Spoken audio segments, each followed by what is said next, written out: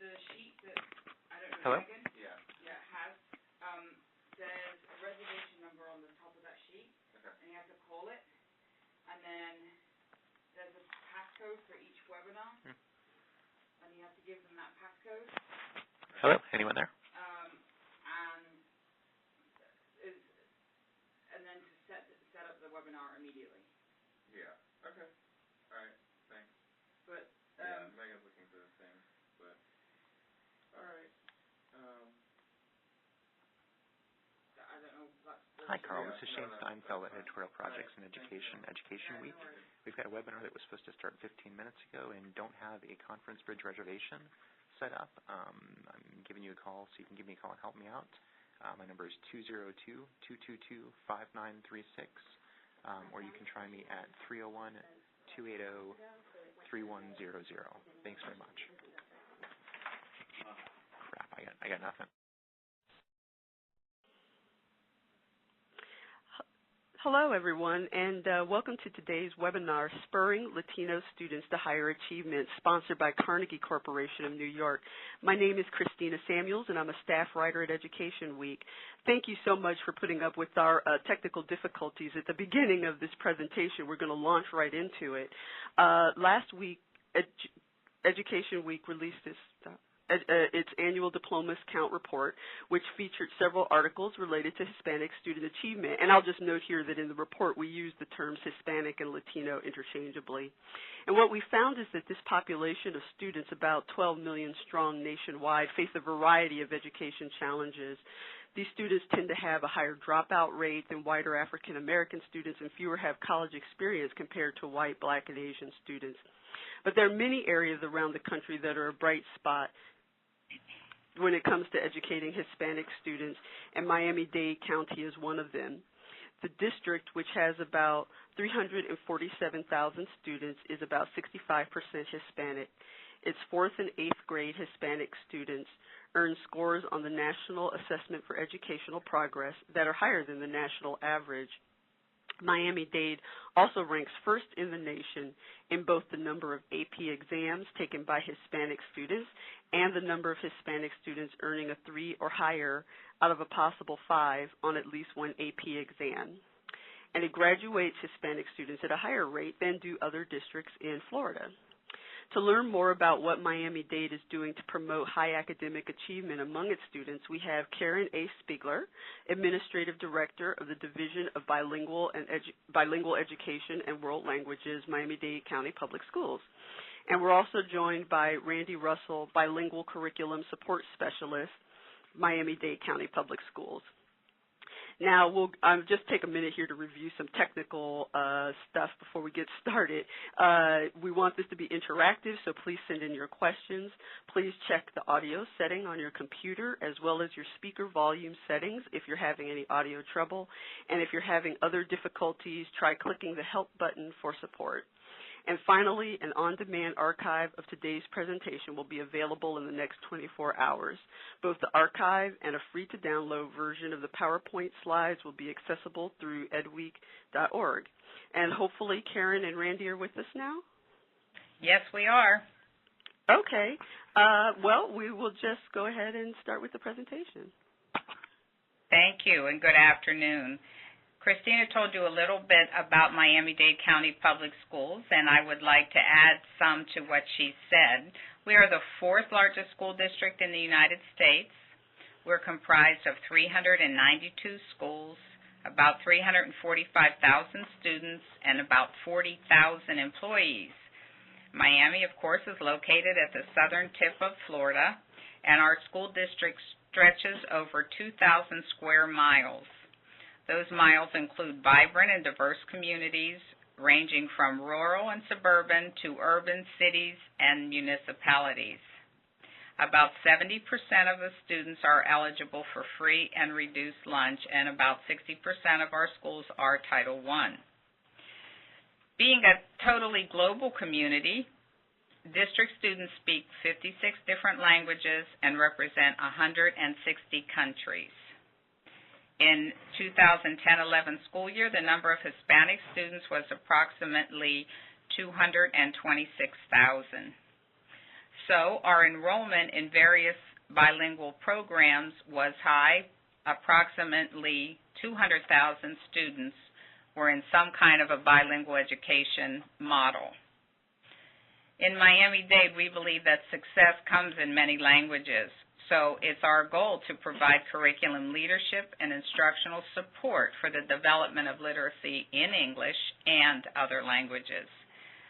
We strive always to positively impact student achievement and promote lifelong learning by fostering programs that produce bilingual and biliterate students who will succeed in today's competitive global market.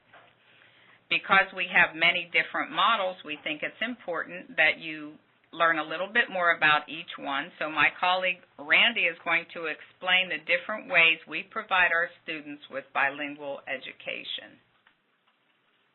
Okay, I'm going to talk to you about our bilingual programs in Miami-Dade County Public Schools. They're designed to support our ELLs in the home language as they learn English.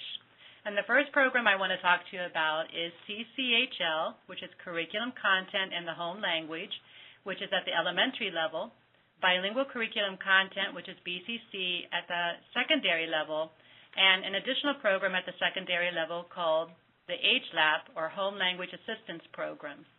These programs are really designed for the content areas so that the student does not get behind in their content areas, which are math, science, and social studies. The biggest thing that we want the students to do is to empower them and to build not only vocabulary in the content area in the home language, but to be able to transfer that and to learn new vocabulary in English. For example, if a student in a biology class in secondary school is having difficulty, if they don't have a BCC class in their school, they may have, based on their school's population, an HLAP personnel or a person at the school site, a paraprofessional or a teacher, who can assist them in that biology lesson and therefore know if the problem is with language or with content. In addition, we have Spanish for Spanish speakers, which is an elementary school program for home language arts, and it is one of the things that we use to transfer skills in language 1 to language 2 and to help those students become better readers in English. We have 2 bilingual programs. One is the BISO, which is a school-wide dual language program, and it is where English is taught 60% of the day, or the instruction is in English, and the other 40% of the day is devoted to instruction in a language other than English, and in this case it might be Spanish. We do also have French and Portuguese. EFL is an in-house program. It's a school within a school, and it is an approach to a dual language education where our goal is to make our students proficient in listening, speaking, reading, and writing, not only in English, but also in their second language, which in this case would be Spanish. I want to go ahead and give you some examples of our most successful bilingual programs. And for our purposes, we're going to concentrate on the Spanish component of these schools. So first I would like to talk about Coral Way Bilingual K-8 Center, which was originally an elementary school. In the 1960s, Miami saw a great influx of Cubans coming into our community, and therefore school officials saw a need for bilingual education in Spanish and in English. Now, this school does, again, follow that same model where English or instruction in English is 60% of the day and instruction in Spanish is 40%. There is an additional 60 minutes of language arts in Spanish, and content is delivered in both languages. It's important to note that students in grades 6 through 8 do have an additional humanities course in Spanish. And again, in this case, we want our students to be totally biliterate and bicultural as well as bilingual. And then we move on to George Washington Carver Middle School. Now, here we have a magnet school for international education. Its major focus is to provide educational to provide a global education for our students to compete with those in the European sector as well as the United States. The whole curriculum emphasizes student-centered learning, competency in a foreign language, and training in technology. There are 2 programs within this school, the IS program and the IE program. The IS program receives support from, in this case, the Spanish government, and students continue their education in their native language, in this case Spanish, and in addition, they must pass a language proficiency exam, and their availability for space is based on a magnet selection process. IE students also study Spanish, but they are given 2 courses annually, one that emphasizes grammar and vocabulary, and the other one focuses on communication. Our goal in this case is to provide students for an academically rigorous high school program. And again, they also follow the magnet program process. So they do have a selection process for that school. Finally, I want to give you some information about Sunset Elementary School. In this case, again, we're providing students to become part, or we're providing them with an education to become part of a global society. There is an extended day model. And in this case, students will be having a target curriculum, in this case Spanish, which uses textbooks from that country. And we want the students to, again, be part of the program that calls for a global economy. Students who do well in this program will continue at George Washington Carver Middle School. And now Karen is going to talk to you about how we support our students with staff. You're probably a little confused by the many different models, but that's why we're very happy that we have a synopsis of them up on the slides for you. And to offer so many different programs, you need support, and we have a lot of support in our district. Our superintendent, Mr. Carvalho, is a big proponent of bilingual education, and he has maintained programs that we had in place previously, as well as supported extension and expansion of other programs. One thing that we have that helps tremendously is this multilingual team. That group of teachers and paraprofessionals provide English language learners with the necessary skills and knowledge in the content area. If you remember in the beginning, I told you our students come from many countries and speak many languages. Spanish, of course, is what we're focusing on today, and it is the primary language second language in Dade County. The second one is Haitian Creole. In addition to that, we have students who speak Mandarin Chinese, Vietnamese, Russian, and they may not get the same support. However, they are provided a multilingual team person, and they go to the schools to find the students, it's very well organized, who need support in other languages. The other thing we have is a district support staff, and Randy is one of them. She's a curriculum support specialist, which means she's a teacher, and she works in our district office and is assigned a group of schools. She goes there to support the ESOL teacher as well as foreign language teachers, and all of the programmatic requirements for the school are supported by Randy and a team of others like her. And we all know that the principal is the curriculum leader of the school, and that's why anytime we do any kind of professional development, we make sure that we include our administrators and any support staff such as counselors at the school. Everybody at each school has to have a deep understanding of what these students are doing and the requirements put upon their teachers. So we always include our administrators in any kind of professional development for our schools.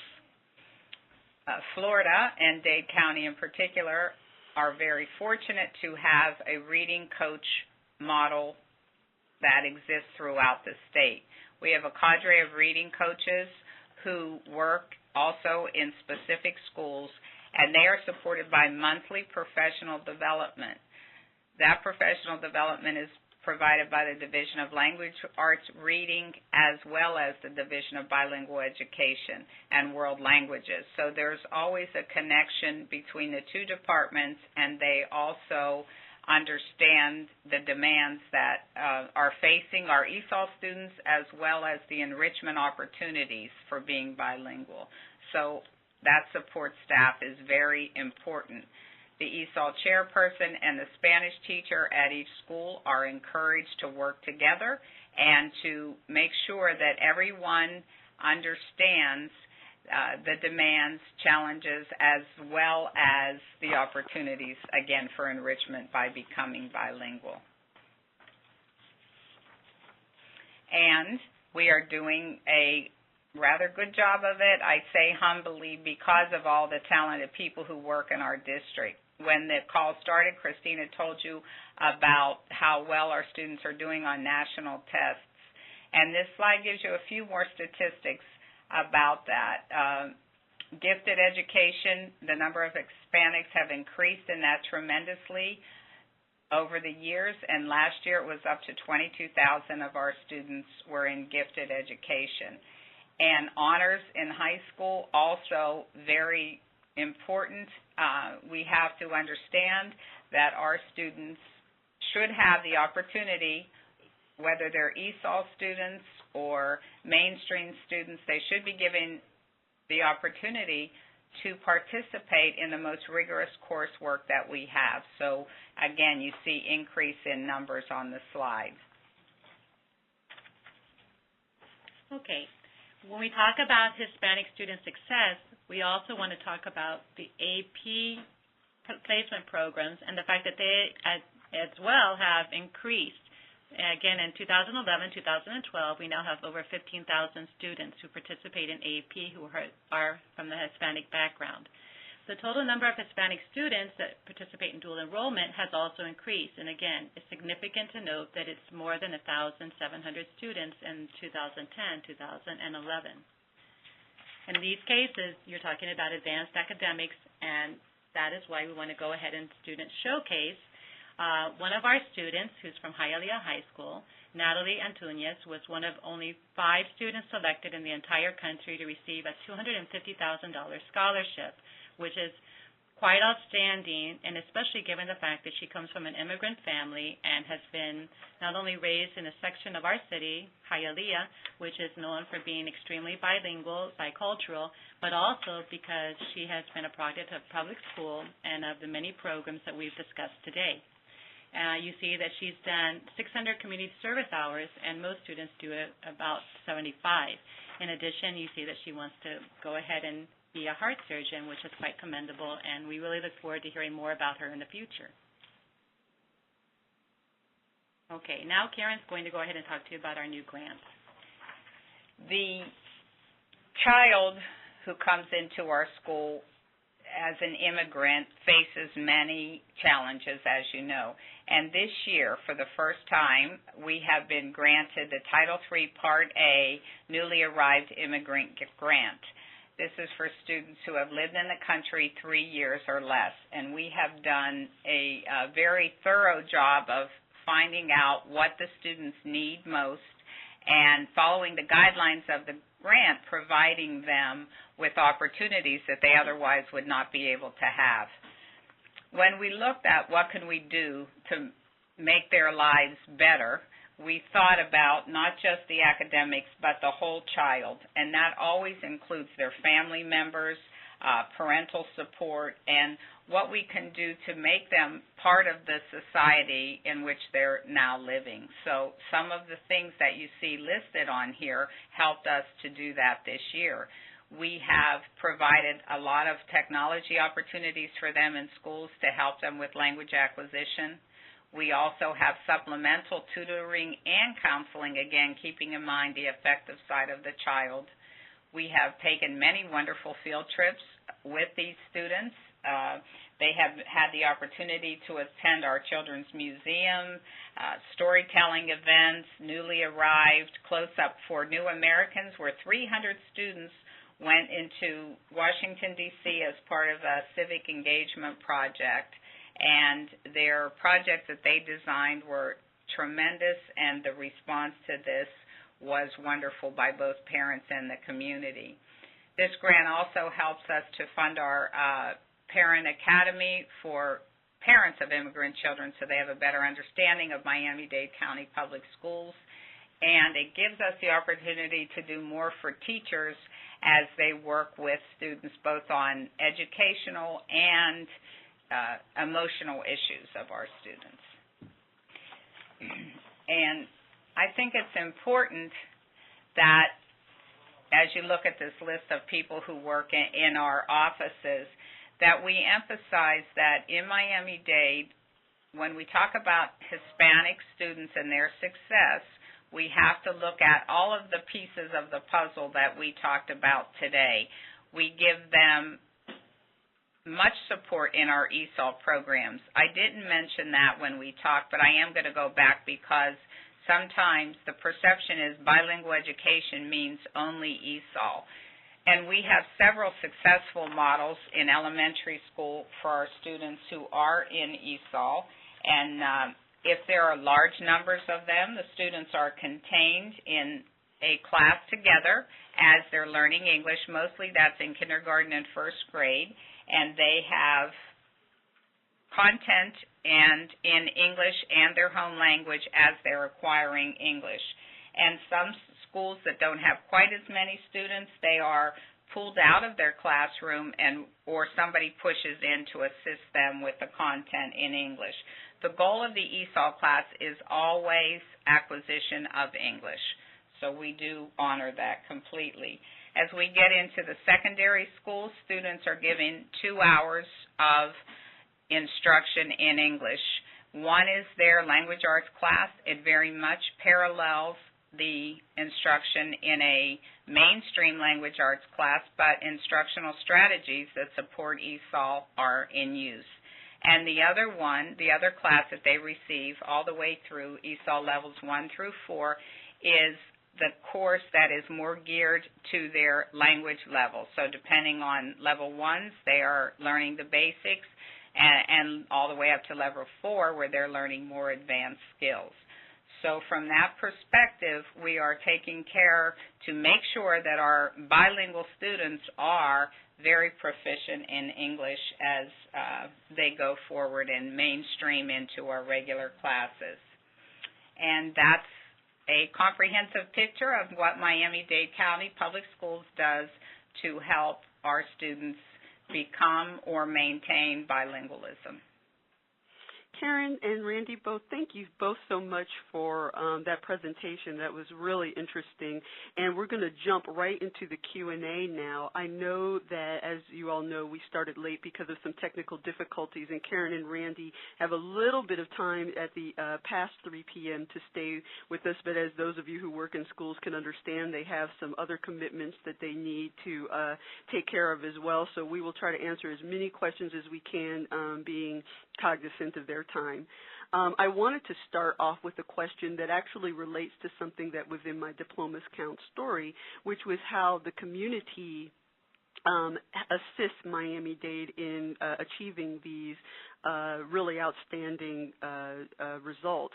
There's a question in this says, how are parents and community members, organizations involved, and how are the strengths that Latino families and students have? I think there's a missing word there, but how are those strengths harnessed for student success? And I wonder if you both might be able to talk a little bit about those issues, what you do to bring families into the success picture for these students.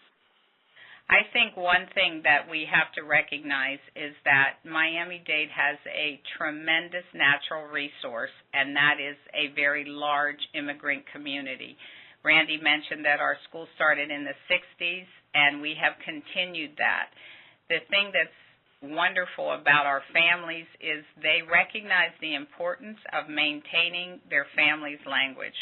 So in the group of immigrants who previously came, they wanted to make sure that their children maintained Spanish as well as being proficient in English. That has helped the school system just by the fact that that's the mindset of those parents, and that's been a very big support. It's a community that's bilingual in nature. That helps as well. And then the additional part that helps us with communicating with parents are some of the resources that I mentioned in the grants. We have a parent outreach community. Everything that the district sends out, communications, is always in both Spanish and Haitian Creole as well as English. So that keeps people in the loop who may otherwise be disenfranchised because of limits in English.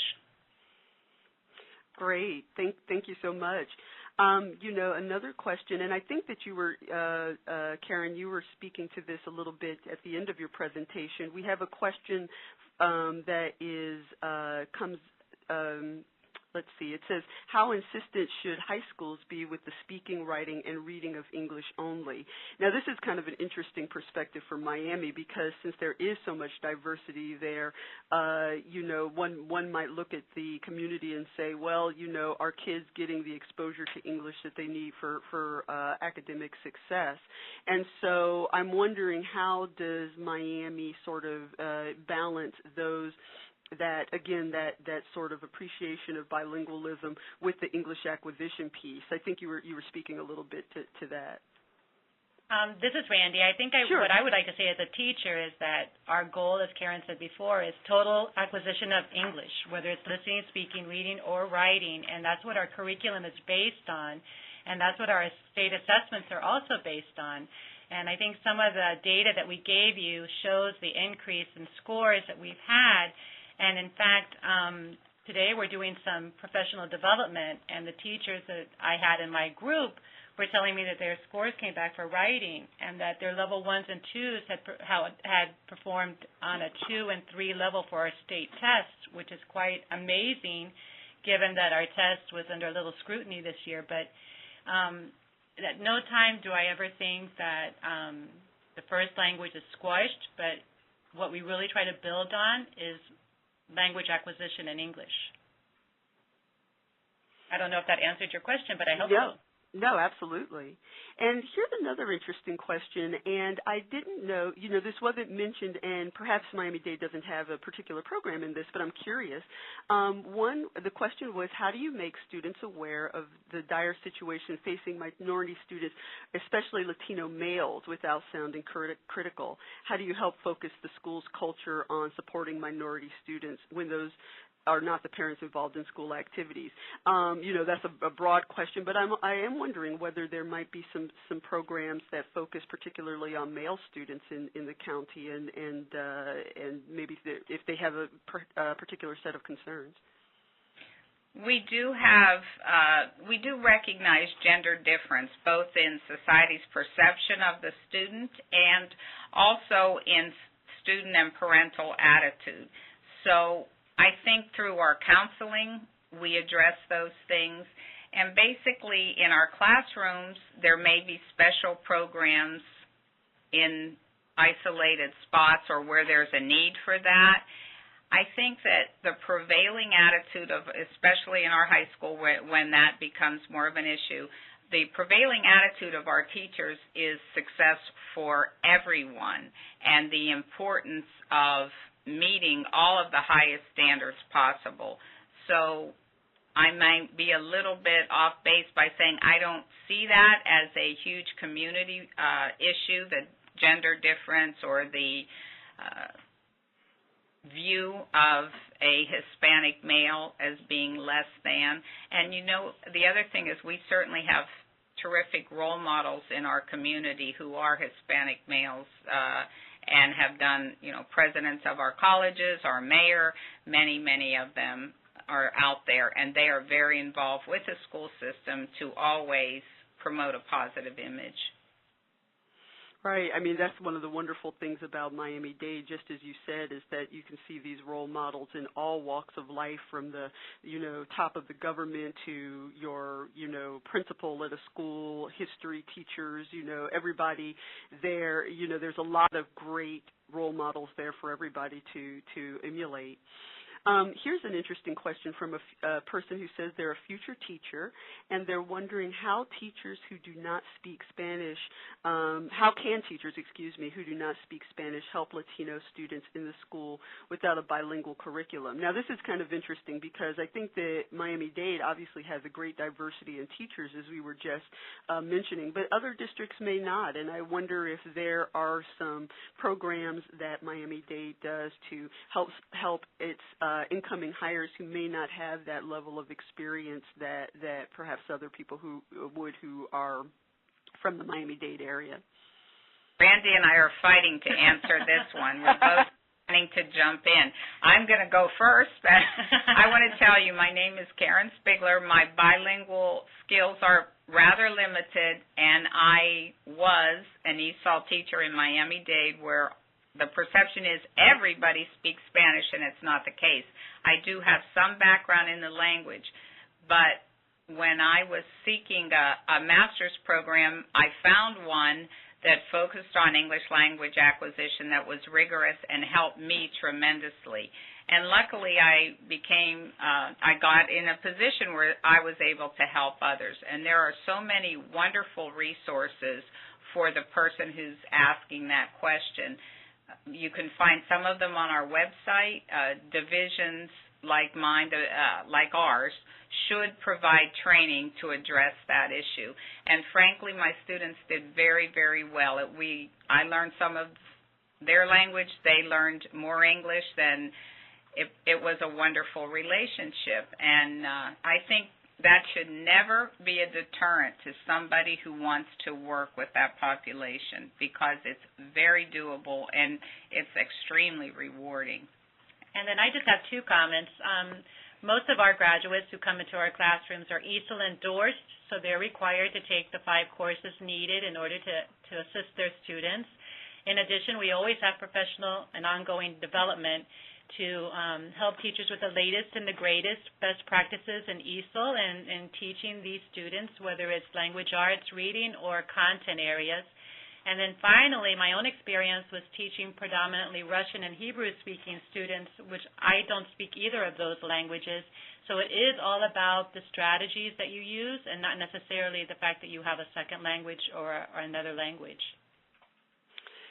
Interesting. Well, and actually when you talk about Russian and Hebrew, that just gives an idea of just the broad diversity that we're talking about in Miami-Dade. Of course, we know that the primary language, the primary non-English language would be Spanish, but that is a community that is just rich with different language resources in the schools in the community. Here's an interesting question, and I'm going to combine 2 questions here because I think that they're both getting at the same thing. One was wondering, one of the audience members was wondering if identification procedures changed for getting students into honors courses. I think the point is there a concentrated effort to get students access to this program outside of perhaps standardized test scores? And a similar question has come in regarding advanced placement courses as well. So I'm wondering if you could talk a little bit about how students gain access to both honors courses and advanced placement courses, because, getting access often is a real big piece of this puzzle. Right. Well, teacher judgment and teacher recommendation falls into that. We actually have an Office of Advanced Academics, and they work in conjunction with our bilingual office to help identify students who have the potential to succeed in those courses. And the reason that our numbers went up, like you saw in one of the slides, was because we made a district-wide effort to identify students with potential and to educate teachers about who could be in those classes and what those students could accomplish. And nothing served our purpose better than when the scores came in, because the students are doing terrific in those classes. Therefore, the word is out, and it continues to increase in enrollment. Oh, that is great. There are some questions that are coming in. I mentioned that we might have some questions that go a little bit broader than Miami-Dade, and one of them is talking about Latino demographics in Texas and Florida are distinct and possibly have different socioeconomics. Can you address the question of academics for a very Latino population in Texas? Now, I know that obviously you don't work in Texas and maybe can't speak to that context, but I wonder if you might be able to speak about the demographics in Miami-Dade. I think that I've mentioned in conversations to you that before I did my story on Miami-Dade, I had a perspective of, relatively affluent students from primarily from Cuba. I think the primarily from Cuba part is right, but the level of affluence might not be what people might think. So there's certainly diversity in Hispanic background in Miami. So maybe you can speak a little bit to that diversity there. And I don't know whether you see any differences based on national origin among students or some other issues in that area. Well, I will speak to the county in general. We have almost 226,000 Hispanic students. And frankly, I don't have the exact demographics about how many of those students are the ones who qualify for free and reduced lunch. But I do know that about 60% of our schools are in Title I. So depending on the neighborhood where the students attend, it would be fair to say that the Hispanic students cut across all socioeconomic levels, and there are certainly many Title I schools that are primarily Hispanic. So I guess from that I could extrapolate that they are both at the lower socioeconomic cohort, but by the neighborhoods in which the Title I schools are located, as well as some in the upper echelon. Interesting. There's another question that comes in, and this is perhaps dealing with another interesting issue that districts with high levels of Hispanic population may see, which is how do you serve, this is an acronym I've not seen before, SIFE, Students with Interrupted Formal Education. I don't know whether there are particular programs for these students in Miami-Dade. I wonder if this might link some way to students, perhaps older students or students who are needing to earn credits, need to take a little bit more time to earn credits. But anyway, you tell me. Right. Well, when the students come into our school system, they receive a language test, and that gives us information about their literacy skills. And when they're very low in an older student, we do some further investigation, and oftentimes we find that they have had interrupted and sometimes no formal education whatsoever. When we find out that information about students, yes, we address it either by additional help after school or within the school day, but we do identify them based on data that we have, and we amp up the program to try to give them literacy skills, even in their home language if it's possible, which we know transfer to English. So we're very conscious of that. We do have a large number of students who fall into that, and we treat them as individually, within the parameters of our ESOL classes. Most important thing is we need to find out who they are and then do everything we can to get them caught up. That was one thing that when I was visiting Miami that I thought was so interesting was how the evaluation procedures that you're talking about with students. I know that I visited a school where there were students, coming in mid-year or right before standardized testing. And do you see that kind of mobility in a lot of your schools? Oh, yes, very much. And a lot of it depends on where they're coming from.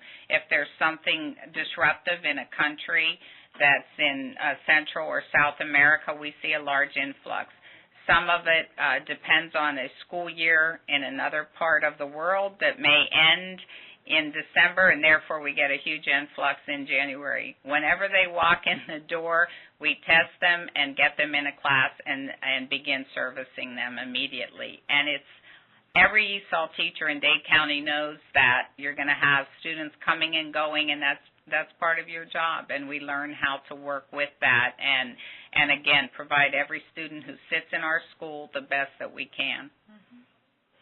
I see there's a lot of questions that are coming in that are all sort of dealing around the same sort of theme. I'm going to use one question to illustrate it, and the question is, it is clear you've built a fabulous system of infrastructure to support the variety of programs you have.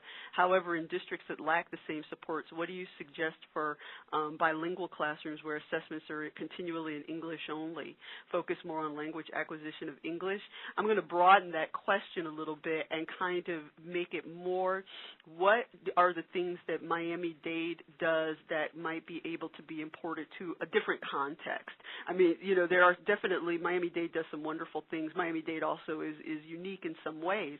And so are there things that you see that you are doing that other districts could possibly learn from, take pieces from, and be able to import into their own districts?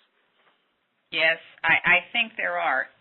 We are very lucky that we have something called a consent decree. We have to do certain things because many years ago the state said we weren't servicing our students properly. And something that came out of the consent decree was a requirement for teacher education. So every one of our teachers who has a student identified as ESOL has to have some level of teacher training. The music teacher may only need one course, and the language teacher needs to be endorsed in the subject area. And I know that perhaps the people asking the question don't have that infrastructure either in their state or their district. However, I think creating something, even if you can only do it at your school site, to educate the teacher on, what must be taught and what she can do or he can do most effectively to get the kids to that level is essential. So that's sort of it can be a grassroots movement, it can be a district-wide movement, and hopefully it will be a state movement. The English-only requirement on tests, our students have to perform in English to graduate. Everybody wants to leave with a high school diploma and some career and college readiness. And the only way to get there is to be fluent in English, both writing and reading. So that is our goal as well. You need to make accommodations along the way. However, it's unreasonable for a school to make no accommodations along the way. So it's always a balancing act. And something that I think maybe gets lost in the shuffle is the fact that everybody wants the student to leave with tremendous English skills, because that's the only way they're going to succeed. So the ESOL teacher, if that's the person asking, has to be an advocate for that, a vocal advocate, and maybe even a political advocate to get some things changed if that's not what's going on in their districts. This is great. I know that you all have to dash. We'll have time for just like a couple more questions. One is there seems to be a couple little technical questions that are coming in about the BISO program. One was asking whether the 60-40 split, if I'm getting the name of the program correctly, and you can correct me if I'm wrong. Yes. One was wondering if the 60-40 framework started in kindergarten, 60% in English and 40% instruction in Spanish. And then there's another question that asked whether the framework is consistent from kindergarten to 12th, or does instruction transition to 100% English at a certain grade, and how did you arrive at the 60-40 formula? So maybe if you could talk a little bit about that, and forgive me if I might have cited the wrong program. No, the BISO program, you're correct, it's 60-40. It's across the grade levels, and it K-5, and it does address both English and Spanish literacy. You want the children to be literate in English as well as Spanish. I can't remember the other part of your question, but I think that pretty much answers the fact that it is consistent across the grade levels. And okay, so they started. Split is, research-based on programs from all over the world. And even within the BISO model, that's usually a school-wide model. We have variations of it depending on the capabilities at the school and their needs. But the intent is when they leave 5th grade that they will go on to a bilingual middle school and high school. Some of them receive an international baccalaureate degree or a different kind of high school degree. But it becomes a choice program all the way through. It's choice. So students and parents have to want to put in the extra effort, and then when they leave, they have a more prestigious degree and biliterate in both languages. Great. And let's let this be our last question here. It was a question about do you have a program for successful students to tutor or perform in programs for the younger students as role models? Now, we talked a lot, obviously, about community role models and parental role models and teacher role models, but I'm wondering if there are some roles there for students as well. That's got to be another rich resource that Miami-Dade has. It is, and that is done primarily by school sites, and one component of that is proximity to an elementary school. As I said, Miami-Dade is a huge place, but sometimes we are lucky enough to have an elementary school and a high school, or a middle school and a high school right practically next door to each other, and that, if there is an interest, facilitates that. And yes, we do have many programs like that, but they're in pockets in individual schools, and we think they're wonderful. It's just sometimes the traveling becomes a deterrent. Sure. Well, Karen and Randy, thank you so much again for taking the time to talk with us a little bit later than you had planned today. We really appreciate it, and we are going to go on to our final comments here. I just wanted to remind everyone that if you wanted to watch today's presentation again, an on-demand archive will be made available through edweek.org within the next 24 hours. And you can also visit edweek.org to find our special diplomas counts issue, which again has the article that I wrote on Miami-Dade and several other excellent articles that explore the topic of Hispanic education in greater depth. And I'd also like to let the audience know about an Education Week Leadership Forum that's coming up September 27th in Boston and October 5th in Detroit, called EdTech 2013, Powering Up Success. You can join our digital directions colleagues as they bring district leaders an interactive day focused on how to integrate technology into your schools and to